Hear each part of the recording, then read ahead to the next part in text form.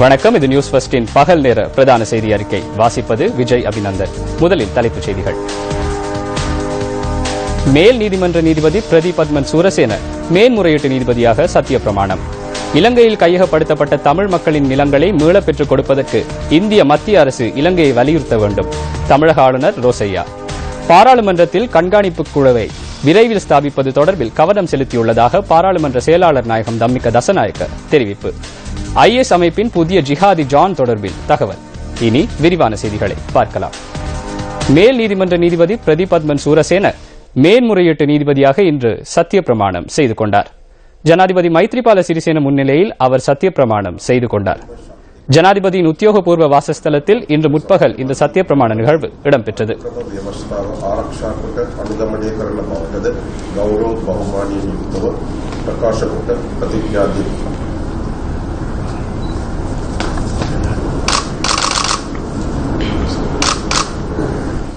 பாராளுமன்றத்தில் கண்காணிப்பு குழுவை விரைவில் ஸ்தாபிப்பது தொடர்பில் கவனம் செலுத்தியுள்ளதாக பாராளுமன்ற செயலாளர் நாயகம் தம்மிக தசநாயக்க தெரிவிக்கின்றார். கண்காணிப்பு குழுவிற்காக ஒவ்வொரு கட்சியிலிருந்தும் உறுப்பினர்கள் தெரிவு செய்யப்பட உள்ளதாக பாராளுமன்ற செயலாளர் நாயகம் தம்மிக தசநாயக்க கூறியுள்ளார். இதற்கான உறுப்பினர்களை தெரிவு செய்யும் நடவடிக்கைகளை கட்சிகளே மேற்கொள்ள உள்ளதாகவும் அவர் தெரிவித்துள்ளார். அனைத்து அமைச்சுக்களின் செயற்பாடுகள் குறித்து கண்காணிக்கும் பொறுப்பு குறித்த குழுவினருக்கு ஒப்படைக்கப்பட உள்ளது. பல்வேறு கட்டளை சட்டங்கள் உள்ளிட்ட அமைச்சுக்களினால் மேற்கொள்ளப்படும் திட்டங்கள் குறித்து ஆராய்வதும் கண்காணிப்பு குழுவின் மற்றுமொரு கடமையாகும். வவுனியா செட்டிக்குளம் முதலியார்குளம் ரோமன் கத்தோலிக்க தமிழ் கலவன் பாடசாலையில் நிலவும் ஆசிரியர் பற்றாக்குறையை நிவர்த்தி செய்யுமாறு வலியுறுத்தி ஆர்ப்பாட்டம் முன்னெடுக்கப்பட்டது. இந்த பாடசாலையில் கடந்த 3 வருடங்களாக கணிதம், விஞ்ஞானம் மற்றும் உடற்கல்வி ஆகிய பாடங்களுக்கான ஆசிரியர் வெற்றிடம் பூர்த்தி செய்யப்படவில்லை என பெற்றோர் தெரிவித்தனர். இதன் காரணமாக மாணவர்களின் கல்வி நடவடிக்கைகள் பாதிக்கப்படுவதாக தெரிவித்து பாடசாலைக்கு முன்பாக இந்த ஆர்ப்பாட்டம் முன்னெடுக்கப்பட்டது. பாடசாலையின் பிரதான வாயிலை மறைத்து மாணவர்கள் மற்றும் பெற்றோர் ஆர்ப்பாட்டத்தில் ஈடுபட்டதாக எமது செய்தியாளர் குறிப்பிட்டார். பாடசாலையில் நிலவும் ஆசிரியர் பற்றாக்குறை தொடர்பில் வவுனியா தெற்கு கல்வி வலயத்திற்கு அறிவித்துள்ளதாக பாடசாலை அதிபர் குறிப்பிட்டார். இந்த பாடசாலையில் தொடர்ந்து 3 வருஷமாக இந்த ஆசிரியர் பற்றாக்குறை, கணிதம் மற்றும் விஞ்ஞான பாடத்திற்கான ஆசிரியர் பற்றாக்குறை காரணமாகத்தான் இந்த போராட்டம் தொடங்கி இருக்கின்றது. இது முதல் முறையில் பல தடவைகள் இது சம்பந்தமாக கல்வி உயர் அதிகாரிகளிடம் முறைப்பட்டும் இதற்கான நடவடிக்கை எடுக்கப்படவில்லை. ஆகவே இன்று நாங்கள் இந்த பாடசாலையை மூடி இந்த மாணவர்களுக்கான இந்த ஆசிரியர் பற்றாக்குறையை நிவர்த்தி செய்யும் முகமாகவே இந்த அமைதியான இந்த போராட்டத்தை ஆரம்பித்திருக்கின்றோம். ஆகவே இந்த சம்பந்தப்பட்ட அதிகாரிகள் இதற்கான நடவடிக்கையை மேற்கொண்டு இந்த பாடசாலை சிறந்த ஒரு விஞ்ஞான ஆசிரியர் மற்றும் கணித பாட ஆசிரியரை வழங்க வேண்டும் என்று இந்த சந்தர்ப்பத்தில் கேட்டுக்கொள்கிறேன். ஸ்ரீலங்கா முஸ்லிம் காங்கிரசின் தேசிய பட்டியல் பாராளுமன்ற உறுப்பினர் ARA ஹபீஸின் ராஜினாமா குறித்து தேர்தல்கள் ஆணையாளருக்கு உத்தியோகபூர்வமாக அறிவிக்கப்பட்டுள்ளது. பாராளுமன்ற உறுப்பினர் ஹபீஸின் ராஜினாமா கடிதம் ஒப்படைக்கப்பட்ட போதே இது தொடர்பில் அறிவிக்கப்பட்டுள்ளதாக பாராளுமன்ற செயலாளர் நாயகம் தம்மிக தசநாயக்க தெரிவித்துள்ளார். கடந்த பாராளுமன்ற தேர்தலின் பின்னர் ஸ்ரீலங்கா முஸ்லிம் காங்கிரஸை பிரதிநிதித்துவப்படுத்தி தேசிய பட்டியல் உறுப்பினராக அவர் பாராளுமன்ற உறுப்பினராக நியமிக்கப்பட்டிருந்தார். இதேவேளை காலஞ்சென்ற MKDS குணவர்தன வகித்த பதவிக்கான வெற்றிடம் குறித்தும் தேர்தல்கள் ஆணையாளருக்கு அறிவித்துள்ளதாக பாராளுமன்ற செயலாளர் நாயகம் குறிப்பிட்டார். வெற்றிடத்தை நிரப்புவதற்காக தெரிவு செய்யப்படும் பாராளுமன்ற உறுப்பினர்கள் 2 தொடர்பில் தேர்தல்கள் செயலகத்தினால் வர்த்தமானியில் பிரசுரிக்கப்படும் எனவும் பாராளுமன்ற செயலாளர் நாயகம் தம்மிக தசநாயக்க குறிப்பிட்டார். காலம் சென்ற காணி அமைச்சர் MKTS குணவர்தனவின் இறுதி கிரியைகள் எதிர்வரும் சனிக்கிழமை கந்தளாயில் நடைபெறவுள்ளன. பூரண அரச மரியாதையுடன் அன்னாரின் இறுதி கிரியைகள் இடம்பெறவுள்ளன. கொழும்பில் உள்ள தனியார் வைத்தியசாலை ஒன்றில் சிகிச்சை பெற்று வந்த நிலையில் MKADS குணவர்தன நேற்று காலமானார். அன்னாரின் பூதவுடல் இன்று இரவு கம்பஹா வீதியில் உள்ள வீட்டில் அஞ்சலிக்காக வைக்கப்பட்டுள்ளது. கந்தளாய் பராக்கிரம மாவட்ட இலக்கம் 20 அமைந்துள்ள அன்னாரின் இல்லத்திற்கு இன்று இரவு பூதவுடல் கொண்டு செல்லப்பட உள்ளது. 1947 ஆண்டு மார்ச் மாதம் 16ஆம் தேதி பிறந்த MKDS குணவர்தன 69வது வயதில் காலமானார். போலீஸ் அதிகாரியாக சிறிது காலம் செயற்பட்ட அவர் உதவி போலீஸ் அத்தியட்சகராக போலீஸ் சேவையிலிருந்து ஓய்வு பெற்றிருந்தார். 1982ஆம் ஆண்டு ஸ்ரீலங்கா சுதந்திர கட்சியின் செயற்பாட்டு அரசியலில் பிரவேசித்த MKDS குணவர்தன 1989ஆம் ஆண்டு முதல் முறையாக பாராளுமன்றத்திற்கு தெரிவானார். 2001ஆம் ஆண்டு திருகோணமலை மாவட்டத்திலிருந்து மீண்டும் பாராளுமன்றத்திற்கு தெரிவான அவர் தொடர்ந்தும் பாராளுமன்றத்தில் அங்கம் வகித்தார். 2010ஆம் ஆண்டு தொடக்கம் 2014 நவம்பர் 21ஆம் தேதி வரை MKDS குணவர்தன புத்த சாசன பிரதி அமைச்சராக செயற்பட்டதுடன் 2014ஆம் ஆண்டு அந்த பதவியிலிருந்து ராஜினாமா செய்தார்.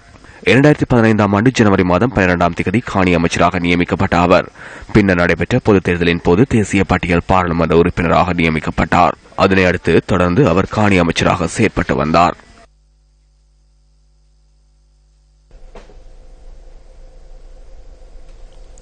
இலங்கையில் கையகப்படுத்தப்பட்ட தமிழ் மக்களின் நிலங்களை மீளப் பெற்றுக் கொடுப்பதற்கு இந்திய மத்திய அரசு இலங்கையை வலியுறுத்த வேண்டும் என தமிழக ஆளுநர் ரோசையா கேட்டுக் கொண்டுள்ளார். இந்த ஆண்டுக்கான தமிழக சட்டமன்றத்தின் முதல் கூட்டம் இன்று காலை ஆளுநர் உரையுடன் ஆரம்பமானது. கூட்டத்தில் உரையாற்றிய தமிழக ஆளுநர் இலங்கை அரசு நீதியை நிலைநாட்டுவதற்கு மத்திய அரசு தொடர்ந்தும் இலங்கையை வலியுறுத்த வேண்டும் என சுட்டிக்காட்டியுள்ளார். மேலும் தமிழ் மக்களுக்கு எதிராக குற்றம் இழைத்தவர்களுக்கு உரிய சட்ட நடவடிக்கை எடுக்க வேண்டும் எனவும் தனது சட்டமன்ற உரையில் ஆளுநர் கூறியுள்ளார். தமிழ் மக்கள் இலங்கையில் நீதியுடனும் கண்ணியத்துடனும் வாழ வழியமைத்துக் கொடுக்க வேண்டும் எனவும் தமிழக ஆளுநர் மத்திய அரசை வலியுறுத்தியுள்ளார். இதேவேளை இலங்கை படையினரால் தமிழக மீனவர்கள் படகுகளுடன் கைது செய்யப்படும் நடவடிக்கைக்கு தமிழக ஆளுநர் ரோசையா கண்டனம் வெளியிட்டுள்ளார்.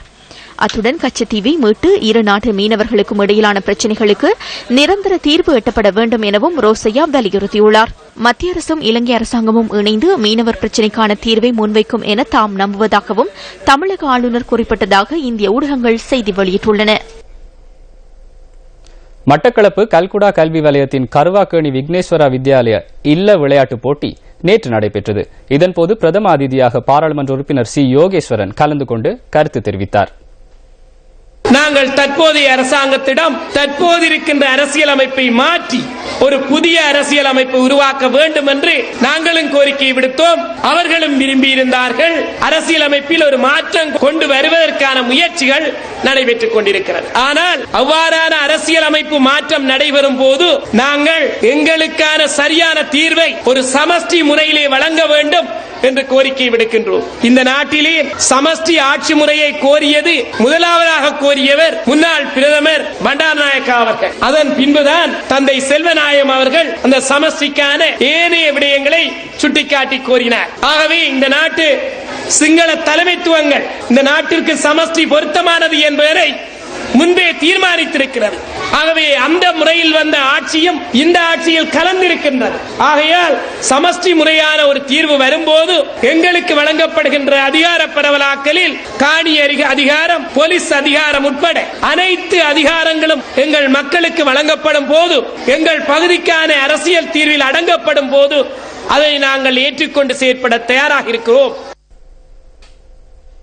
மட்டக்களப்பு வவுணதீவு பிரதேச செயலக பிரிவிற்குட்பட்ட ஈச்சந்தன் தீவு கிராம மக்களின் அடிப்படை பிரச்சினைகள் பற்றி நாம் ஆராய்கின்றோம். மட்டக்களப்பு வவுணதீவு பிரதேச செயலகத்திற்குட்பட்ட ஈச்சந்தீவு கிராம மக்கள் அடிப்படை வசதிகள் இன்றி சிரமப்பட்டு வருகின்றனர். மீள்குடியேறி 9 வருடங்கள் கடந்துள்ள போதிலும் தமது இன்னல்களை தீர்ப்பதற்கு எவரும் முன்வரவில்லை என மக்கள் குற்றம் சாட்டுகின்றனர். கூலி வேலை மற்றும் மீன்பிடி தொழிலை தமது வாழ்வாதாரமாக கொண்டுள்ள இந்த கிராம மக்கள் வாழ்வதற்கு நிரந்தர வீடுகள் இன்றி தற்காலிக கொட்டில்களிலேயே தொடர்ந்தும் வாழ்ந்து வருகின்றனர். சுத்தமான குடிநீர், மின்சாரம், மலசல கூட வசதி என அடிப்படை வசதிகள் மறுக்கப்பட்ட நிலையில் இந்த மக்கள் பல்வேறு அசௌகரியங்களை எதிர்நோக்குகின்றனர். இருக்கிறதுக்கு வசதியில் அந்த தார கொட்டியில் ஆது தொழில் தான் செய்கிறேன், மருமான ஆது தொழில் செய்கிறேன், நானும் ஆது தொழில் தான் செய்கிறேன். அதால அவருக்கு மழை நேரம் மட்டும் தரத்துக்கு படுக்கலாம். வெயில் நேரத்தில் நாங்கள் கோயில் அடியில் அங்கே இங்கே நக்கிற வழியே படுக்கிற இந்த குழந்தையில வளர்க்குறதுக்கு எங்களுக்கு சரியான கஷ்டம். அதால் ஒரு டொய்லெட் இல்லை, வீடு இல்லை, எல்லாம் எங்களுக்கு கஷ்டம் தான். எங்களுக்கு ஒன்றுமே எங்கே வழங்கப்படலை. எங்களுக்கு தார கொட்டி நாங்க தரல. நான் நெல் குத்தி அரிசி வித்து தான் நான் அந்த ஒத்த காலில் கொட்டில் போல ஒரு சின்ன ஒரு வீடு கட்டின மகளுக்காக தகர கொட்டிட்டு ஒன்று சேர்ந்தாங்க. இப்போ இருந்தா அதெல்லாம் வாழ்றோம். இன்னும் எங்களுக்கு ஒரு வீடு வாசல் ஒன்று தராங்க. நாங்கள் இப்போ அனாதியாக தான் இருந்து வாழ்றோம். நாங்களும் இப்படியாக இருந்து வாழ்றோம். அன்றைக்காண்டாடு தான் நாங்கள் புழைச்சி சாப்பிடுவோம். ஊடு கட்ட வழி வீட்டுலாம் இருக்கேன். மக்கிய முழுதும் கொட்டிலாம் இருக்கீர்கள். எனக்கு மட்டத்திலும் மரமட்டையும் அது இது ஏறுதையா. ஒண்ணுமே அரசாங்கத்தால எங்களுக்கு கொட்டிலாக்களுக்கும் ஓலை விட்டாக்களுக்கும் ஒன்றுமே சாரலையா. கேட்டாலும் அவைய சொல்றாங்க உங்களுக்கு ஊடு வருது, அது வருது, இது வருதுன்னு சொல்றாங்க ஐயா. நாங்க இந்த ஊடு அந்த வருவாங்க ஐயா, வேலில வந்து இறங்குவாங்க. நாங்க பின்னுக்கு போறோம். நாங்க பின்னுக்கு போனோன்னு என்னையா எங்களுக்கு ஊடு தாரலையா, உங்களுக்கு ஊடு வருது என்று சொல்லுவாங்க ஐயா. ஆனா ஒன்றுமே எங்களுக்கு ஒன்றுமே இல்லையா அதால.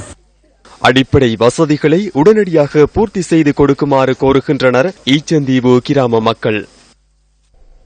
அந்த தகவலோடு நியூஸ் ஃபர்ஸ்டின் பகல் நேர பிரதான செய்தி அறிக்கை நிறைவு பெறுகின்றது. வணக்கம்.